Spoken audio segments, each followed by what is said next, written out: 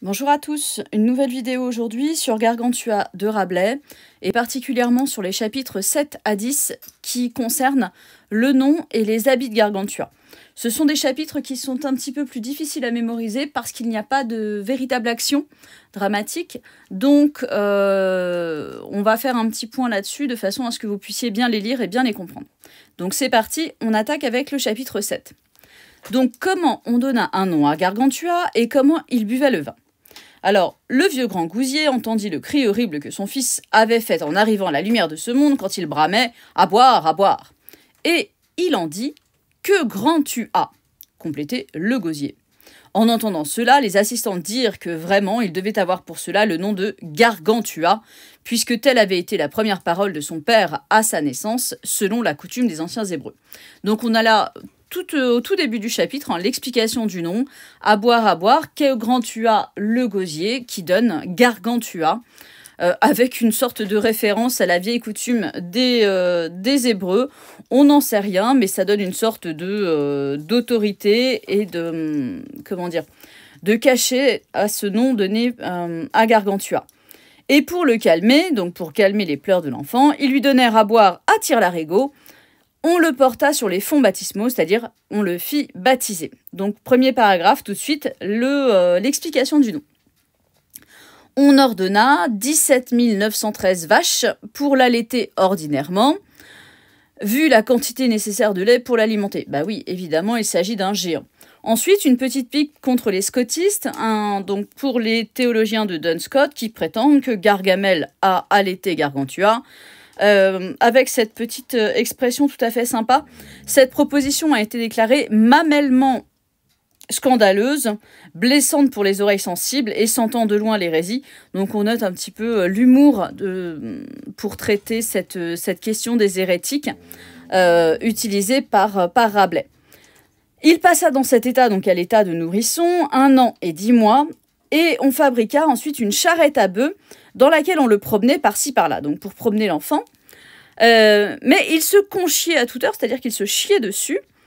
Il était merveilleusement paresseux des fesses, tout simplement il préfère se chier dessus plutôt que de se retenir, plutôt que de faire travailler son fessier. Et l'explication de cette diarrhée, elle est due à ce que boit l'enfant, c'est-à-dire du vin. Pour avoir bu de purée septembrale, donc la petite note qui vous éclaire, il s'agit du vin qui évidemment a des effets laxatifs. Car s'il advenait en plus qu'il soit en colère, courroucé, fâché ou triste, s'il trépignait, s'il pleurait, s'il criait, on le remettait à son humeur naturelle en lui apportant du vin et immédiatement il restait tranquille et joyeux. Donc on utilise du vin pour calmer les colères de l'enfant. Une de ses gouvernantes m'a dit, jurant sur sa foi qu'il en était si coutumier, qu'au seul son des pintes et des flacons, il entrait en extase comme s'il goûtait les joies du paradis. Donc on a une assimilation ici du son des pintes et du son de sorte de la musique des anges qui suffit à réjouir l'enfant et à le calmer. Donc c'est tout à fait pratique, on lui donne à boire et l'enfant est charmant. Le chapitre 8 porte sur les habits de Gargantua, comment on habilla Gargantua. À cette époque, toujours pareil, le chapitre, les premières phrases expliquent le contenu du chapitre. À cette époque, son père ordonna qu'on lui fasse des habillements selon la livrée de sa maison qui était blanc et bleu. Le narrateur va revenir ensuite sur ses couleurs et il fait une sorte de revue de détail de son habillement. Donc vous avez ça au début de chaque paragraphe, ce que j'ai surligné, pour sa chemise, pour son purpoint, pour ses chausses. Alors ici on est dans l'hyperbole, vous avez à chaque fois 900 aunes de toile de châtellerault, 813 aunes de satin blanc, 1105 aunes et un tiers de lainage blanc, avec la note qui vous précise qu'une aune représente 1,18 mètres. Donc vous n'avez qu'à calculer ce que fait 900 aunes ou 1105 aunes pour ses chausses. Ses chausses, c'est son pantalon. La braguette, alors la braguette c'est toujours sympa, il faut 16 aunes, un quart de ce même drap. Donc avec du damas bleu, donc un tissu particulièrement cher et un tissu très riche. Et avec cette petite élément sur la braguette, le saillant de la braguette était de la taille d'une canne, déchiquetée comme les chausses avec du damas bleu bouffant comme on l'a dit. Donc la braguette en plus est brodée. Et un petit avertissement par rapport à la mode de son temps, je vous avertis d'un fait, si elle était bien longue et bien ample, on parle évidemment de la braguette de Gargantua, elle était pourtant bien garnie au-dedans et bien nantie, bien différente de ces hypocrites braguettes d'un tas de gandins qui ne sont pleines que de vent au grand désavantage du sexe féminin. Alors le gandin, c'est évidemment le jeune homme, et c'est un renvoi à la mode de l'époque qui voulait que l'on que l'on rembourre sa braguette. Donc différence avec celle de Gargantua qui est énorme et surtout qui n'est pas rembourrée. Il continue ensuite pour les souliers. Vous noterez d'ailleurs que la braguette, c'est ce qui prend le plus de place dans le chapitre. On a ensuite les souliers, le manteau, la ceinture, son épée. Alors, son épée n'était pas de Valence ni son poignard de Saragosse, puisque les aciers espagnols étaient particulièrement, enfin, les lames espagnoles étaient particulièrement réputées à l'époque. La France est en guerre contre l'Espagne, donc évidemment, Gargantua n'a pas de lame espagnole. Il eut une belle épée de bois et un poignard de cuir bouilli. Ce qui fait aussi mal quand même. Sa bourse fut faite de la couille d'un éléphant, c'est toujours intéressant de voir cet usage. On a ensuite la robe, le bonnet, le panache, et pour finir par le médaillon de son bonnet, avec une inscription en grec, en lettres ioniques. Alors je vous l'ai retraduite pour ceux qui ne lisent pas le grec, en plus c'est du grec en majuscule, c'est jamais évident. Agape outzetei ta eotes, donc c'est la traduction. Vous avez la transcription ensuite. L'amour ne cherche pas son propre avantage. Alors agape, c'est ce qui désigne l'amour. Outzetei, c'est ne recherche pas. Ta eotes, alors le traducteur traduit son propre avantage. Oui, ce que littéralement, ce sont les choses pour soi. Alors ensuite, pour porter à son cou, donc un petit collier pour ses gants. Alors là, on note quand même qu'il faut 16 peaux de lutin et 3 de loup-garou. Ensuite, les bagues avec le détail pour chaque doigt, l'index de la main gauche, l'annulaire, le médium de la main droite. Et voici pour son habit qui est évidemment gigantesque parce qu'il s'agit d'un géant. Enfin, le chapitre 9 et 10 vont être consacrés aux couleurs. Alors d'abord, chapitre 9, les couleurs et la livrée de Gargantua. La couleur est annoncée dès le départ. Les couleurs de Gargantua furent blanc et bleu. Le blanc signifiait pour lui joie, plaisir, délice et réjouissance, et le bleu, chose céleste. Et vous avez ensuite une amorce de débat avec le lecteur, donc que j'ai noté d'une autre couleur, sur la signification des couleurs. Le narrateur, s'interrompt, comme il le fait souvent dans l'œuvre, et il interpelle son lecteur. « J'entends bien qu'en lisant ces mots, vous vous moquez du vieux buveur et vous estimez l'explication des couleurs bien trop lourdaude et absurde. Et vous dites que le blanc signifie foi et bleu, fermeté. Répondez-moi si bon vous semble, etc. » Il continue, qui vous dit que blanc signifie foi et bleu, fermeté, vous dites un livre minable qui est vendu par les colporteurs et porte-balles avec le titre « Le blason des couleurs ». Alors, à partir de là, le narrateur va entrer dans une sorte de grande digression sur la façon de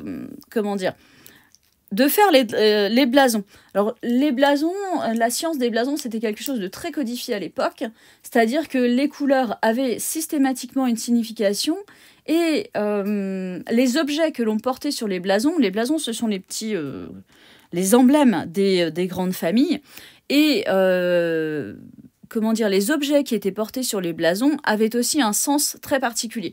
Et toute cette science s'appelle l'héraldique. Alors l'héraldique, c'était quelque chose de très couru au Moyen-Âge parce que ça permettait tout simplement de lire un peu le prestige d'une maison rien qu'à son blason. Alors, pour qualifier ce livre qui évoque le sens des couleurs, le narrateur parle d'outrecuidance puisqu'il a osé prescrire de son autorité privée quelles seraient les significations des couleurs, c'est-à-dire son outrecuidance, son audace. Sa bêtise qui a estimé que le monde réglerait ses devises sur ses attributions badaudes, sa stupidité de penser qu'on pourrait suivre ces prescriptions qui sont décidées simplement par l'auteur du livre, avec ce petit proverbe toujours très pratique dans le ton de l'œuvre. Comme dit le proverbe, à cul de foie rare, toujours à bon de merde. Vous pouvez vous faire une sorte de sélection des proverbes importants de Rabelais. Et donc, il critique dans ces 2 paragraphes précédents, enfin les 2 paragraphes de 25 jusqu'à 43, les usages de l'héraldique.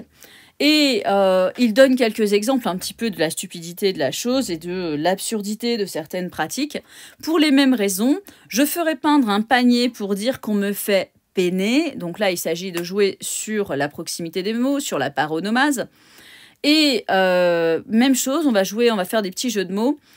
Et un pot à moutarde, que c'est mon cœur à qui moutarde. Donc là, même chose, il joue sur la paronomase pour montrer l'absurdité de certaines pratiques. Il met ça en lien avec, au contraire, la clarté des hiéroglyphes.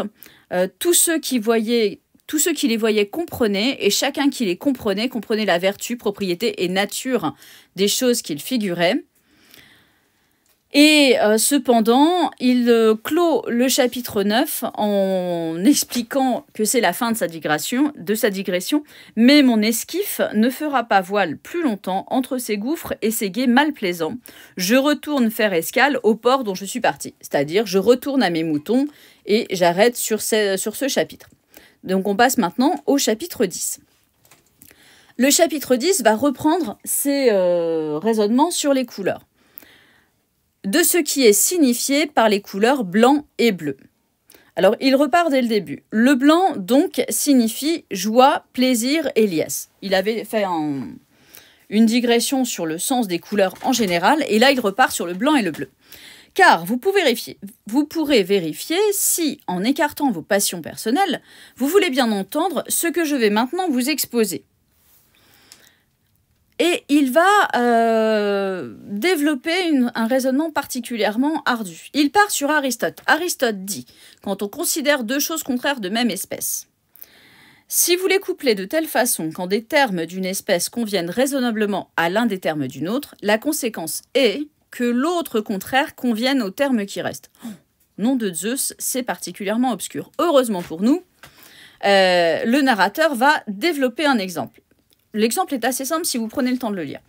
Vertu et vice sont contraires dans une espèce, bien et mal le sont aussi. Donc on est d'accord, la vertu c'est le contraire de vice, le bien c'est le contraire du mal. Si l'un des contraires de la première espèce convient à l'un de la seconde espèce, comme vertu et bien, donc effectivement la vertu et le bien peuvent aller ensemble, car il est bien sûr que la vertu est bonne, il prend le temps de nous expliquer. Ainsi, les 2 termes qui restent, vice et mal, se conviennent, car le vice est mauvais. Il prend, maintenant qu'on a compris ça, cette règle de logique bien comprise, prenez ces 2 contraires, joie et mélancolie, puis ces 2, blanc et noir. S'il est ainsi que noir signifie deuil, logiquement, blanc signifie joie. C'est QFD, c'est vraiment de la logique à l'état pur. Et cette signification n'est pas instituée par une décision humaine. Cela, ça renvoie au petit livre sur les couleurs qu'il qualifiait de stupide dans le chapitre précédent, mais reçue par le consentement de tout le monde, que les philosophes nomment droit des nations, droit universel valable dans toutes les contrées. Donc c'est une preuve logique, le blanc, c'est la joie. Ainsi, il va développer encore, toutes les nations veulent montrer extérieurement leur deuil en portant un habit noir, et tout deuil est fait par le noir. Donc là, tout le monde est d'accord. Par la même induction de nature, le blanc est compris par tout le monde, joie, liesse, désir, plaisir et délectation. Donc là, ça fonctionne. Petit exemple sur les Thraces et les Crétois. Il reprend encore un petit peu son argument en prenant la preuve dans l'Évangile. La nuit n'est-elle pas funeste, triste et mélancolique? Elle est noire et obscure par privation. La clarté ne réjouit-elle pas toute la nature? Le témoignage de l'Évangile en Matthieu 17. La transfiguration de notre Seigneur, ses vêtements furent faits blancs comme la lumière. Par cette blancheur lumineuse, il donnait à connaître à ses 3 apôtres l'idée et la figure des joies éternelles. Le blanc, on va dire dans l'Évangile, signifie la joie céleste, etc. Autre exemple par rapport à l'histoire ancienne. Lisez les histoires antiques, tant grecques que romaines. Vous trouverez que la ville d'Albe, premier modèle de Rome, fut construite et nommée par la découverte d'une truie blanche. Donc là, vous avez une note qui vous indique que albus signifie blanc en latin. Effectivement, si vous prenez par exemple Harry Potter, Albus, Dumbledore, Albus, c'est le blanc, c'est comme Gandalf, hein, c'est la même. C'est aussi surtout une référence à l'Énéide de Virgile, puisque Énée doit fonder une ville, là où il trouvera une truie blanche allaitant 7 petits. C'est annoncé dans l'Énéide, il me semble que c'est le Tibre qui fait cette prophétie. Et cela annonce les 7 petits, Rome et ses 7 collines. Mais en tout cas, ça donne la fondation d'Albe, comme le précise le narrateur. Ensuite, on fait un autre exemple. Le char du triomphe était tiré à Rome par des chevaux blancs. Périclès, même chose, c'est toujours l'histoire ancienne. Alexandre d'Aphrodisias, petit exemple sur le lion et le coq blanc. Et à partir du coq, on en vient à la cause pour laquelle les Galli, ce sont les Français, appelés ainsi parce que blanc comme le lait, que les Grecs nomment Gala. Galatée, par exemple, c'est la blanche dans la mythologie, portent volontiers des plumes blanches sur leur bonnet. Alors là, c'est une étymologie de Gallie, des Gaulois, qui est fantaisiste, mais qui était très à la mode à l'époque de Rabelais. Il continue ensuite en ajoutant encore à tout cela une preuve médicale. Si vous demandez comment la nature nous a induit à comprendre joie et liesse par la couleur blanche, je vous réponds que voici l'analogie et la conformité qui sont entre elles. Donc il va ajouter en plus de tous ces exemples de l'histoire et de l'évangile un exemple médical. Il ne faut pas oublier que Rabelais a une formation médicale, il est médecin, hein. Car comme le blanc extérieurement répand et disperse la vue, éparpillant manifestement les esprits visuels, c'est-à-dire les sensations, passez les monts couverts de neige en sorte que vous vous plaignez de ne pas pouvoir bien regarder. Eh bien, vous n'avez qu'à faire l'expérience tout simplement, regardez de la neige sans lunettes de soleil, vous allez être ébloui et vous ne verrez plus rien. Tout ainsi, le cœur est intérieurement dispersé par une joie débordante. Et il donne des exemples ensuite dans les médecins anciens. Donc il cite par exemple Galien, mais il va citer aussi Cicéron, dans les témoignages des anciens, dans les Tusculanes, etc., etc. Et il explique qu'on peut mourir de joie, c'est-à-dire que le cœur éprouve trop de joie et cesse de battre. Mais quoi, j'entre plus dans cette matière que je ne l'établissais au commencement, ça veut dire, encore une fois, j'ai fait une grande digression. Ici donc, je calerai mes voiles, remettant le reste au livre qui fera le tour de la question, c'est-à-dire je m'arrête là, on verra ça dans un autre livre, et il va clore le chapitre, cette fois de façon beaucoup plus simple, et je dirais en un mot que le bleu signifie de façon certaine le ciel et les choses célestes, par le même symbolisme que le blanc signifiait joie et plaisir. Donc encore une fois, il donne la signification du bleu, mais sans refaire la même digression que sur le blanc, puisque ça a déjà été prouvé auparavant et qu'il a trop débordé. Voilà pour ces chapitres 7 à 10.